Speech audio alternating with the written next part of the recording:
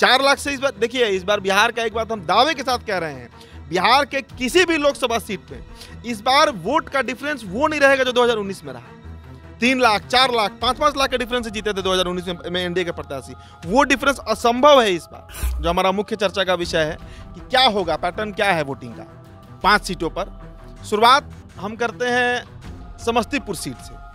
Samastipur seat, चूंकि Samastipur seat को लेकर कल ही मैंने खबर किया था कि नीतीश जो है वो 2020 का बदला कहीं 24 में तो नहीं सधा रहे हैं, और ये बड़ा रेलेवेंट टॉपिक है समस्तीपुर लोकसभा सीट को लेकर। अब समझिए, समस्तीपुर में 2 मंत्री के बेटे और बेटी चुनाव लड़ रहे हैं। एक महेश्वर हजारी है, वो भी मंत्री हैं, नीतीश के सबसे करीबी नेताओं में शामिल रहे हैं, लंबे समय से नीतीश का साथ रहा है उनका। और एक तरफ अशोक चौधरी हैं, जिनसे नीतीश का पारिवारिक संबंध है, और उनकी बेटी शांभवी चौधरी वहां से लड़ रही हैं। एक लोकसभा में अगर 6 विधानसभा है और उसमें 3 विधानसभा अगर एक तरफा एक प्रत्याशी के साथ जा रहा है तो ये बड़ा फैक्टर बन रहा है ना। इसके अलावा पासवान वोटर जो हैं वो सन्नी हजारी के साथ है, जो कि सन्नी हजारी खुद पासवान हैं, खुद रामविलास पासवान के परिवार से आते हैं, तो वो भी एक बड़ा सेंधमारी हो रहा है। पासवान वोटर भी कहा जा रहा है, जो रिपोर्ट आया है कि पासवान वोटर भी वहाँ पर चिराग से अधिक सन्नी हजारी से इन्फ्लुएंस है, महेश्वर हजारी का ज़्यादा प्रभाव है। और वो पूरा इलाका जो है, चाहे विभूतिपुर की बात कीजिए, सरायरंजन, जो पूरा इलाका है वो पूरा कहा जाता है कि महेश्वर हजारी का इलाका है। लालू यादव ने इस बार बिहार के कई सीटों पर सोशल एक्सपेरिमेंट किया, एक सामाजिक प्रयोग किया है। जैसे औरंगाबाद राजपूतों का गढ़ माना जाता है, वहाँ से अभय कुशवाहा को लड़ा दिए। नवादा भूमिहारों का गढ़ माना जाता है, वहाँ से श्रवण कुशवाहा को लड़ा दिए। वैसा ही गुणागणित कहा जाता है, करीब 4.25 लाख एक मुश्त भूमिहार वोट बेगूसराय में मिल जाएगा आपको। लेनिनगढ़ है बिहार का, और वहाँ से 17 लोकसभा चुनाव जो हुआ है उसमें एक चुनाव को छोड़ दीजिए, 2009 का जो लोकसभा चुनाव हुआ था, तो हर बार वहाँ से जीता है तो कोई भूमिहार ही जीता है। 2009 में मोनाजिर हसन जीते थे। देखिए, आपको याद होगा कि चुनाव से पहले लगातार ही चर्चा हो रही थी कि बेगूसराय में इस बार टिकट कट सकता है गिरिराज सिंह का, लेकिन टिकट कटा नहीं। लास्ट मोमेंट में उनका टिकट को रिपीट कर दिया गया। तो ये एक फैक्टर बन रहा है, जिसके कारण वहाँ पर बेगूसराय में अवधेश राय जो है वो लीड ले सकते हैं। मुंगेर में अनंत सिंह के निकलने के पहले तक माहौल द्विपक्षीय था। मतलब एक तरफ ललन सिंह थे, जिनके साथ उनका कैडर वोट था, नीतीश कुमार बड़ा पसीना बहाए हैं, और एक तरफ अशोक महतो थे, जिनके साथ कहा जा रहा था कि जो पिछड़ी जातियां हैं वो जुड़ रही हैं। लेकिन अनंत सिंह के निकलने के बाद माहौल बदला। इसमें कहीं दो राय नहीं है कि अनंत सिंह के निकलने के बाद जो कम से कम भूमिहार वोटर हैं, जो नाराज थे इनसे, ललन सिंह से, वो कम से कम अनंत सिंह के साथ के इन्फ्लुएंस के चलते अब साथ आ गए हैं। दोस्तों, बिहार में चौथे चरण के मतदान में 5 सीटों पर वोटिंग होगी, जिसमें दरभंगा, उजियारपुर, मुंगेर, बेगूसराय और समस्तीपुर शामिल है। देखिए, आज पीएम नरेंद्र मोदी का भव्य रोड शो भी बिहार की राजधानी पटना में हो रहा है। हम लोगों ने सुबह में तैयारियां आपको दिखाई थी कि किस तरह से पूरा पटना दुल्हन की तरह सज चुका है। चाक चौबंद सुरक्षा के इंतजाम काफ़ी हैं, काफ़ी पुलिस बल तैनात हैं, चप्पे चप्पे पर नज़र रखी जा रही है। देखिए, हम लोग इन 5 सीटों की चर्चा करेंगे, जिसका कल वोटिंग होने वाला है 13 मई को चौथे चरण में। मेरे साथ मेरे सहयोगी उदित आर्यन मौजूद हैं। क्या लग रहा है, मोदी जी पहुंच रहे हैं पटना, कल 5 सीटों पर मतदान भी है। एक नज़रिए से देखें तो कहा जा रहा है कि काफ़ी प्रभाव पड़ने वाला है इन 5 सीटों पर। उम्मीदवारों के लिए कहीं ना कहीं राह अब आसान हो गई पीएम नरेंद्र मोदी के इस रोड शो से, क्या कुछ कहेंगे? देखिए, मेरा अपना आकलन है कि नरेंद्र मोदी के इस रोड शो से कल कुछ ना कुछ असर तो वोटिंग पर पड़ेगा। और पटना में जो ये रोड शो नरेंद्र मोदी का हो रहा है, इसके पीछे एक बड़ा कारण ये भी है शुभम, कि जो 3 चरणों में मतदान हुआ, पहले चरण में 4 सीट पर हुआ, दूसरे चरण में 5 सीट पर हुआ, और तीसरे चरण में भी 5 सीटों पर हुआ। 14 सीटों पर जो मतदान हुआ है, ट्रेंड एनडीए और बीजेपी के लिए बहुत अनुकूल नहीं रहा है। मतलब जो वोटिंग पैटर्न देखने को मिला है, जो एग्जिट पोल का, जो सर्वे का इंटरनल जो सर्वे हुआ है, उसका जो रिपोर्ट बता रहा है, वो बड़ा सकारात्मक आप एनडीए का पक्ष में नहीं कह सकते हैं। और यही कारण है कि नरेंद्र मोदी को पटना आकर करीब 20 घंटे का समय देना पड़ रहा है। मुझे नहीं लगता है कि इस पूरे चुनावी दौरे में प्रधानमंत्री दिल्ली के अलावा कहीं रात बिताए होंगे। मतलब दिन भर वो पूरा देश घूम रहे हैं, सुबह बंगाल हैं, शाम को चेन्नई है, दोपहर को कलकत्ता महाराष्ट्र में है, लेकिन शाम 7 बजे के बाद वो जो पीएम हाउस है वहाँ पर वो चले जाते हैं, और फिर अगले दिन सुबह का जो शेड्यूल है वो तय किया जाता है, उसके अनुसार काम करते हैं। लेकिन इस बार ये पहली बार हो रहा है, कारण समझना होगा। बिहार ने जिन 14 लोकसभा सीटों पर मतदान किया, वोटिंग किया, वो बीजेपी के लिए अनुकूल नहीं रहा। अब कल के वोटिंग पर आते हैं, जो हमारा मुख्य चर्चा का विषय है कि क्या होगा, पैटर्न क्या है वोटिंग का 5 सीटों पर। शुरुआत हम करते हैं समस्तीपुर सीट से। समस्तीपुर सीट, चूंकि समस्तीपुर सीट को लेकर कल ही मैंने खबर किया था कि नीतीश जो है वो 2020 का बदला कहीं 24 में तो नहीं सधा रहे हैं, और ये बड़ा रेलेवेंट टॉपिक है समस्तीपुर लोकसभा सीट को लेकर। अब समझिए, समस्तीपुर में 2 मंत्री के बेटे और बेटी चुनाव लड़ रहे हैं। एक महेश्वर हजारी हैं, वो भी मंत्री हैं, नीतीश के सबसे करीबी नेताओं में शामिल रहे हैं, लंबे समय से नीतीश का साथ रहा है उनका। और एक तरफ अशोक चौधरी हैं, जिनसे नीतीश का पारिवारिक संबंध है, और उनकी बेटी शांभवी चौधरी वहाँ से लड़ रही हैं। तो समस्तीपुर का जो गुणागणित अभी तक रिपोर्ट निकलकर सामने आया है, शांभवी लड़ रही हैं, मजबूती से लड़ रही हैं, लेकिन अगर पूछा जाए कि वहाँ पर मजबूत कंटेंडर कौन है, तो चाहे जाति समीकरण के दृष्टिकोण से आप देखिए। अब समस्तीपुर में आप एक बार समझिए कि वहाँ पर 6 विधानसभा है। अब उसमें कल्याणपुर से खुद विधायक महेश्वर हजारी हैं, आप ये कुशेश्वर स्थान पकड़ लीजिए, वहाँ से अमन हजारी हैं, जो कि महेश्वर हजारी के ही भतीजे लगते हैं। तो 2 विधानसभा सीट तो सीधा इनके परिवार का है। इसके अलावा अशोक कुमार वहाँ से विधायक हैं, वो भी जदयू के हैं, लेकिन कहा जा रहा है कि अंदर ही अंदर वो मदद कर रहे हैं महेश्वर हजारी का। 2 सीट बीजेपी का है, तो हम मान लेते हैं कि बीजेपी के विधायक जो है इनको मदद कर रहे होंगे। लेकिन आधा विधानसभा, एक लोकसभा में अगर 6 विधानसभा है और उसमें 3 विधानसभा अगर एक तरफा एक प्रत्याशी के साथ जा रहा है, तो ये बड़ा फैक्टर बन रहा है ना। इसके अलावा पासवान वोटर जो हैं वो सन्नी हजारी के साथ है, जो कि सन्नी हजारी खुद पासवान हैं, खुद रामविलास पासवान के परिवार से आते हैं। तो वो भी एक बड़ा सेंधमारी हो रहा है। पासवान वोटर भी कहा जा रहा है, जो रिपोर्ट आया है कि पासवान वोटर भी वहाँ पर चिराग से अधिक सन्नी हजारी से इन्फ्लुएंस है, महेश्वर हजारी का ज़्यादा प्रभाव है। और वो पूरा इलाका जो है, चाहे विभूतिपुर की बात कीजिए, सरायरंजन, जो पूरा इलाका है वो पूरा कहा जाता है कि महेश्वर हजारी का इलाका है। तो कई गुणागणित ऐसे बैठ रहे हैं, जिसके चलते ये बात बार बार निकल कर सामने आ रही है कि समस्तीपुर में एक तरफा लीड जो है वो सन्नी हजारी ले सकते हैं।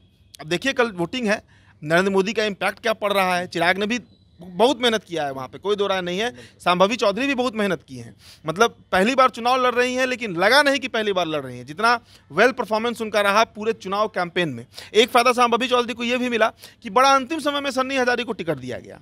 आपको याद होगा कि हमेशा इसकी चर्चा होती थी कि कांग्रेस इतना लेट क्यों कर रही है।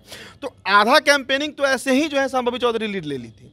लेकिन इन सब के बाद, जैसा मैंने कहा कि क्षेत्रीय गुणागणित और जातीय गुणागणित जो है वो सन्नी हजारी को लीड देते हुए दिख रहा है। शुभम, समस्तीपुर की बात हो गई, और बेगूसराय में क्या हो सकता है? दरभंगा है सटा हुआ, बेगूसराय में मजबूत कैंडिडेट कहे जा रहे हैं, दरभंगा में मजबूत उम्मीदवार कहे जा रहे हैं। मुंगेर में जो है ललन सिंह, कहा जा रहा है कि ललन सिंह का पकड़ हरन सिंह के आने के बाद जो है और भी माहौल बन गया है। क्या कुछ कहेंगे खासकर मुंगेर के लिए?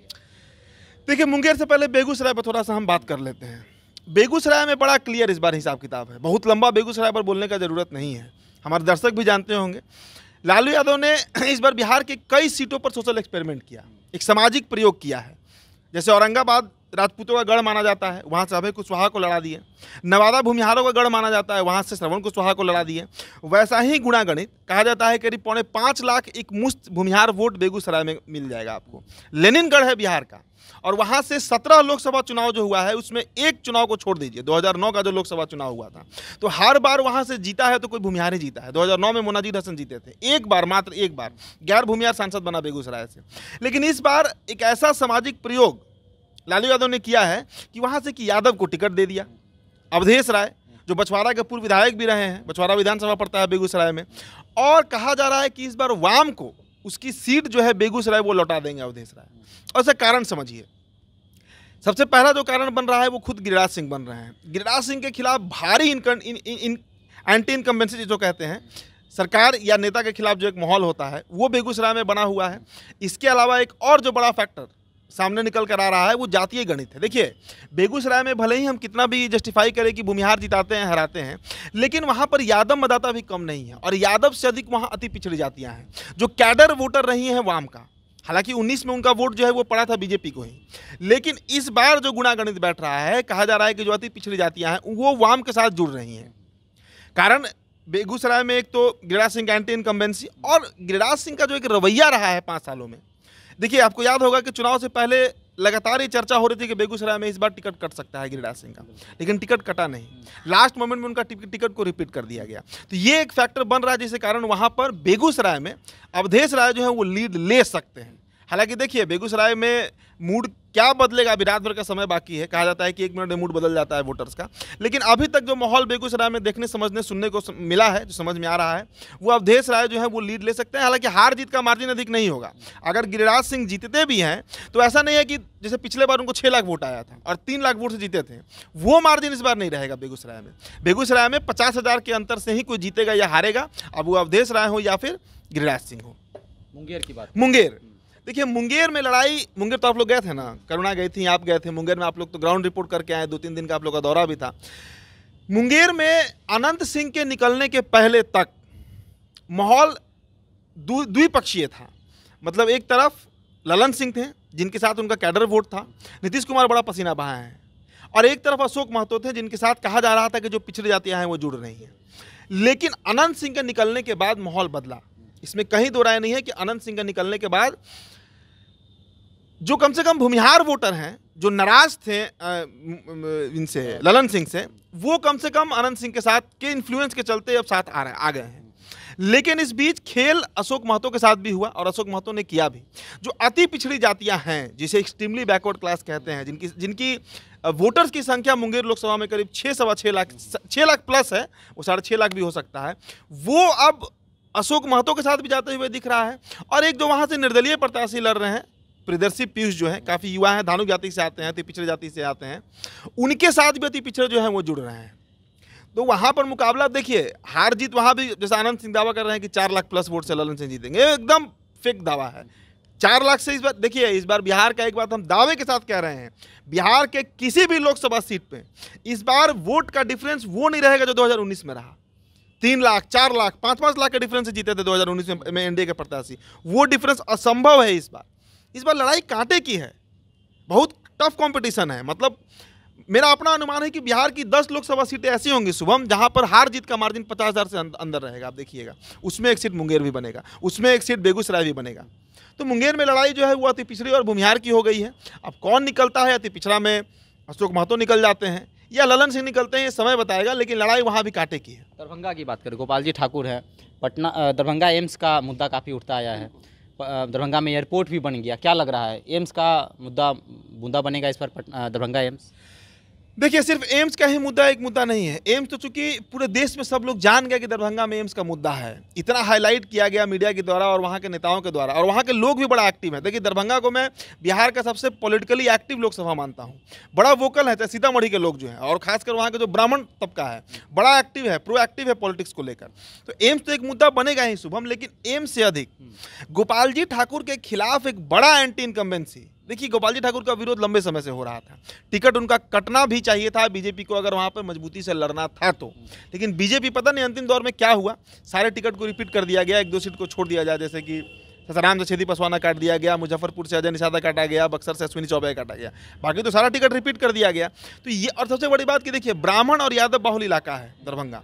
ब्राह्मण तो हैं गोपाल जी ठाकुर, लेकिन उनके सामने जो प्रत्याशी हैं ललित यादव, वो बड़े मजबूत प्रत्याशी हैं। मजबूत इसलिए हो गए हैं क्योंकि जाति समीकरण उनके पक्ष में जा रहा है। तो दरभंगा में भी कांटे की लड़ाई है। कौन हारेगा कौन जीतेगा अभी दावे के साथ तो नहीं कहा जा सकता कि क्या होगा नहीं होगा, लेकिन ये मानिए कि जो फैक्टर पिछले बार बना था, एक मोदी वेव था, इस बार तो मोदी का लहर भी उस तरह का नहीं है। अगर रहता तो कम से कम नरेंद्र मोदी को पटना के रोड पे शो करने का जरूरत नहीं पड़ता। अगर मोदी इम्पैक्ट 2019 वाला रहता, पिछला बार कहाँ मोदी किए थे? पिछला बार 2019 के लोकसभा चुनाव में पूरे बिहार में मोदी का सिर्फ 13 रैली हुआ था। इस बार अभी तक 1 दर्जन से ऊपर रैली हो चुका है, आधा चुनाव भी अभी नहीं हुआ है, और अब पटना में रोड शो करने जा रहे हैं नरेंद्र मोदी। ये तो मान रहे हैं ना, हमारे दर्शक भी जान रहे हैं और बीजेपी के लोग भी जान रहे हैं कि 19 वाला लहर और वेव नहीं है इस बार। तो दरभंगा में भी इसका इम्पैक्ट पड़ेगा, वहाँ पर भी कांटे की लड़ाई है। उजियारपुर नित्यानंद राय हैं, कभी बिहार का मुख्यमंत्री का भी चेहरा उनको चेहरे के रूप में देखा जा रहा था, क्या लग रहा है नित्यानंद राय छाप छोड़ेंगे इस बार उजियारपुर? देखिए, वहाँ पर लड़ाई कुशवाहा और यादव की हो गई है। वहाँ पर लड़ाई जो है, जैसे कि वहाँ का एक इलाका है मोइदुन नगर, वहाँ पर 5 पंचायतों का एक गांव है, और उस गांव की आबादी 67,000 है। एक गांव का आबादी 67,000 वोटर है। आप सोचिए कितना बड़ा गांव होगा। मतलब वो मान लीजिए कि हम लोग अभी बोरिंग रोड में बैठे हुए हैं, तो बोरिंग रोड से पाटलिपुत्र का आबादी नहीं होगा 60,000 का, इससे बड़ा वो गाँव है। और वहाँ का 70% आबादी यादवों का वोटर है, यादव वोटर वहाँ पे है। और सबसे बड़ी बात कि देखिए, पिछला बार वहाँ से उपेंद्र कुशवाहा लड़े थे, कोयरी जाति से आते हैं, कुशवाहा हैं, तो कुशवाहा फैक्टर वहाँ काम करता है। और आलोक मेहता का उजियारपुर से विधायक भी हैं, पूर्व में कई बार मंत्री भी रहे हैं और सौम्य नेता हैं, मृदुभाषी माने जाते हैं, हालांकि नित्यानंद राय भी हैं। लेकिन इन सब के अलावा उजियारपुर में भी इस बार बड़ा कांटे का लड़ाई है। लेकिन इस बीच एक और चीज़ बड़ा क्लियर हो गया शुभम। देखिए, बिहार में कुशवाहा कार्ड लालू यादव ने खेला, 7 कुशवाहा कैंडिडेट को महागठबंधन से लड़ाया गया है और सिर्फ 4 ही लड़ रहे हैं बीजेपी से, एनडीए से 4, जिसमें 3 तो जेडीयू से हैं, एक आपको वाल्मीकि नगर से हैं सुनील कुशवाहा, और मैं 2 अभी नाम भूल रहा हूँ। कुल 3 कुशवाहा को इस बार जेडीयू लड़ा रही है। एक संतोष कुशवाहा पूर्णिया से हैं, तो और एक जो है आपको वो खुद उपेंद्र कुशवाहा है आरएलएम से, राष्ट्रीय लोक मोर्चा से।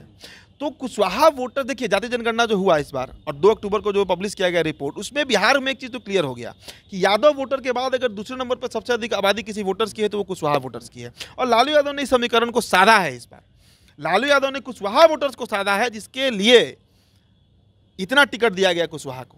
और ये भारी पद के सम्राट फैक्टर फेल हो गया बिहार में। 3 चरण का मतदान बता दिया कि बिहार में सम्राट चौधरी कोई फैक्टर ही नहीं है कुशवाहा वोटर के लिए। एक कुशवाहा सम्राट चौधरी के कहने पर वोट एनडीए को नहीं कर रहा है। बिहार की ये स्थिति है।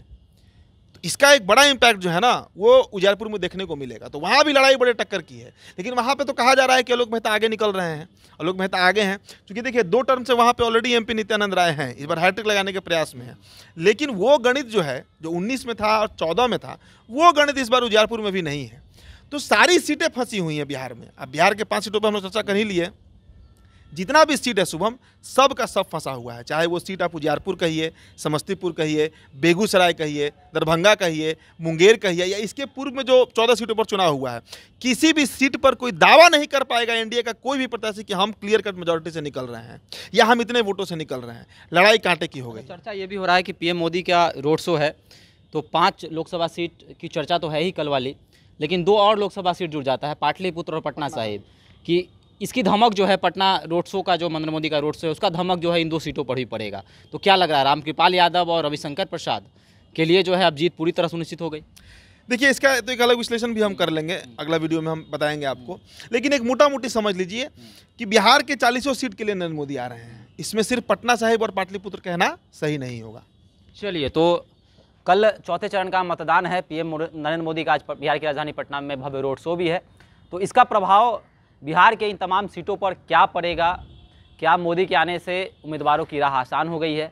जो लोग चर्चा कर रहे हैं कि हम लोग मोदी के नाम पर वोट कर रहे हैं, हम लोग उम्मीदवारों को नहीं देख रहे हैं, और उम्मीदवारों के खिलाफ लगातार क्षेत्र में लोग बोल भी रहे हैं, चाहे वह मुंगेर हो, काराकाट हो, तमाम जो उजियारपुर हो, दरभंगा हो, तमाम जगहों पर जो है उम्मीदवार को लेकर जो है काफ़ी विरोध भी चल रहा है। लेकिन लोग एक तरफ ये भी कह रहे हैं कि हम नरेंद्र मोदी को देख रहे हैं, दिल्ली के गद्दी को देख रहे हैं। तो आपका क्या कहना है, आप भी हमारे साथ साझा कर सकते हैं। धन्यवाद।